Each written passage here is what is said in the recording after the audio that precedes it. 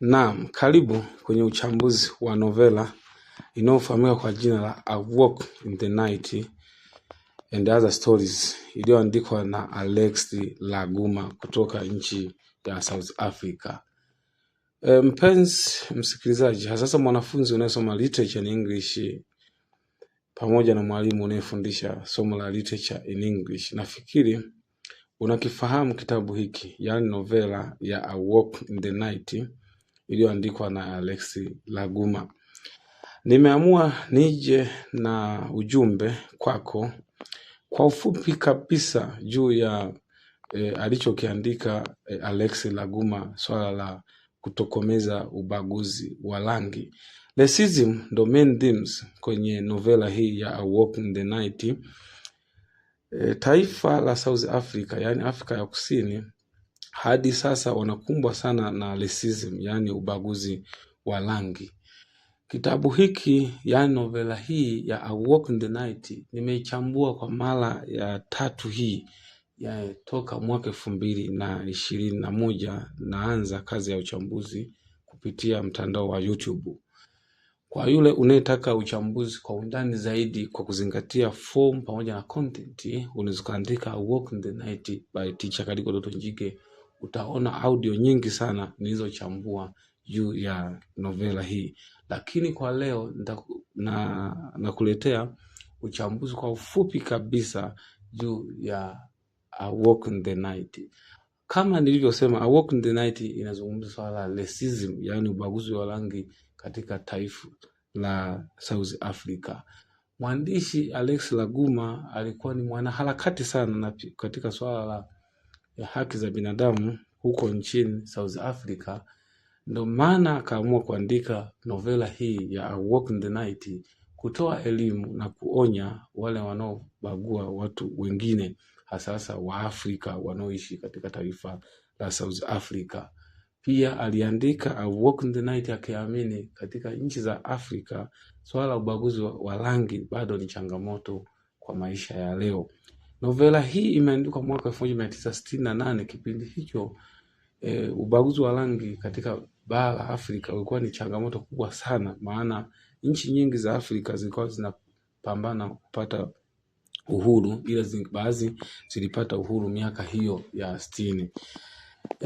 Ndo maana nimekuletea leo ili uweze kufahamu tu kile alichokiandika bwana Alex Laguma, ili na wewe uweze kuwa mstari wa mbele kutokomeza swala la ubaguzi wa rangi. Alex Laguma alimtumia main character, mhusika mkuu anafahamika kwa jina la Mickey au Michael Adonis, kama kijana ambaye yeye alipitia changamoto za maisha yake. Kumbuka Mickey ni kijana ambaye anajitafutia kipato kwa wazungu. Alikuwa anafanya kibarua, yani anafanya kazi kwenye kiwanda cha chuma cha kutengeneza karatasi, mabati, lakini akafukuzwa na wazungu kwa kosa tu la kuomba ruhusa aende uani, yani aende washroom na kuonekana kwamba yeye ni mzembe. Maisha ya Mickey yakawa ni magumu sana, lakini baadaye akaamua kwenda mtaani, lakini maisha yake akiwa mtaani ni magumu sana. Kwa hiyo anawaza sasa afanye nini, lakini mwisho wa kitabu Mickey akajiunga na grupu la wahalifu, yani Fox. Ilikuwa inafahamika kwa jina Fox and his gang, vijana wa Kiafrika wanaotekeleza swala la uhalifu mtaani. Kweli maisha ya Mickey yakawa ni ya ukabaji, yani wakabaroba. Pamoja mwandishi amefahamisha maisha ya baadhi ya Waafrika wengine kama kina Willie Boy, kina Joe, kina Frank Lorenzo, kina Abraham, pamoja na binti wa Kiafrika wanavyohangaika kujitafutia kipato huko mtaani. Kuone kundi la vijana wa Afrika wanafanya harakati zao usiku. Pia mwandishi anatufahamisha kijana mmoja anakuja kuuliwa ambaye ni Willie Boy. Willie Boy anauliwa kwa kusingiziwa kwamba yeye amemua Uncle Dotty. Huyu ni mzungu, lakini Willie Boy alienda tu nyumbani kwa Mickey kwa ajili ya kuomba pesa ili asave maisha yake, lakini anaenda kwa Miki hafungui mlango, anajaribu kufungua kwa jirani yake na kukuta ule mwili. Ila baadhi ya watu wengine walimuona akitokea katika mlango ule, na kwamba kijana fulani tumemuona amevaa shati la njano.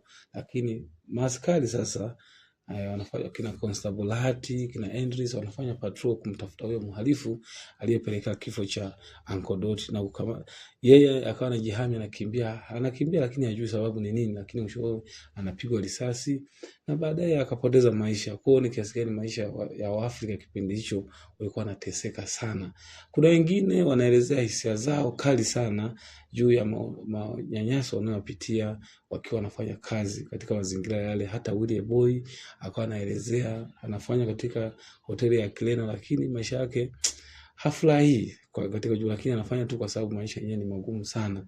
Hata kipindi anakimbizwa, Willie Boy alikuwa anakumbuka kichapo cha baba yake zidi ya mama yake alipigwa.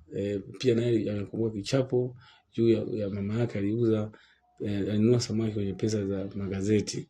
Kwa hiyo ni kiasi gani sasa mwandishi ameelezea hisia za vijana waliopitia maumivu.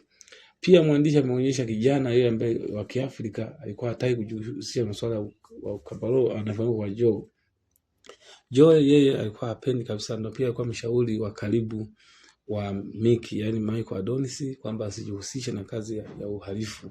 Lakini yeye aliamua kusimama na kupambana na maisha yake bila kufanya kazi ya uhalifu. Ndio maana alikuwa anamshauri mara kwa mara Miki asifanye kazi ya uhalifu. Pia amejaribu kuelezea maisha mengi sana ya Afrika waliokuwa wanateseka.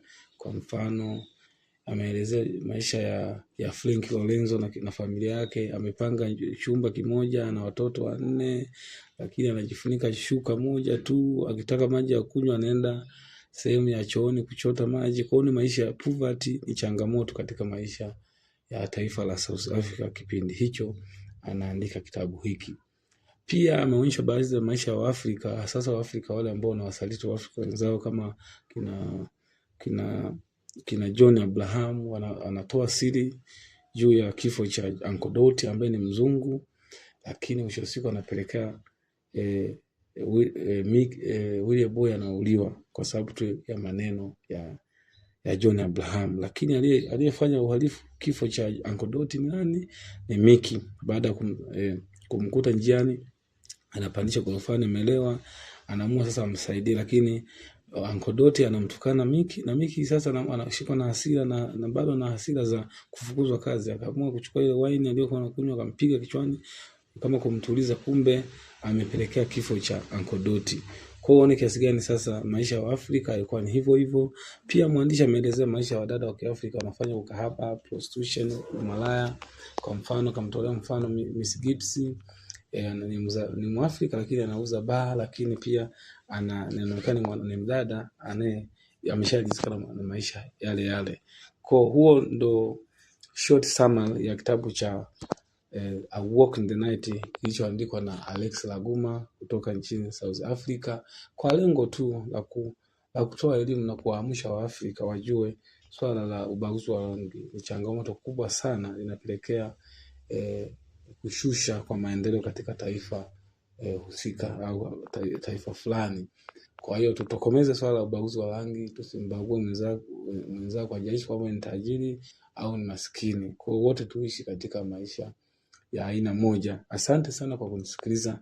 Mimi ndo teacher Kaliko Doto Njige, the man of literature and the young African writer, mchambuzi mkongwe wa fasihi, yani literature in English pamoja na English language upande wa Tanzania. Mimi ndo nimebakia peke yangu naendelea na kazi ya uchambuzi. Wenzangu washaacha kazi hii ya uchambuzi kupitia mtandao wa YouTube kwa sababu ya majukumu mbalimbali, ila sitaweza kuacha na hii kazi ya uchambuzi. Kwa yule ambaye una swali juu ya swali hili unaweza kuuliza, nitakujibu kisawa sawa. Asante sana kwa kunisikiliza.